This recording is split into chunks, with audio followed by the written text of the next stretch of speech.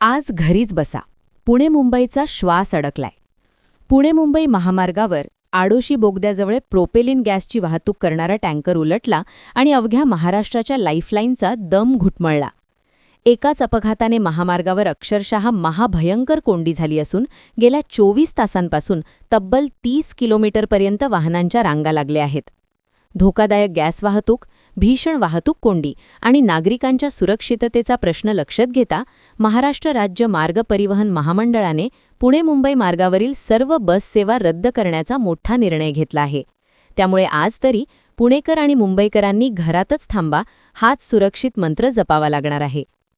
महामार्गावर अडकलेली वाहने, ताटकळलेले प्रवासी, संतप्त चालक आणि प्रशासनाची धावपळ अशी स्थिती सध्या निर्माण झाली आहे.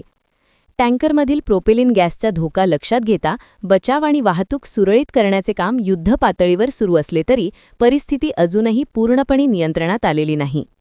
राज्याच्या विकासाचा कणा असलेला पुणे मुंबई महामार्ग वारंवार अशा अपघातांनी ठप्प होतोय.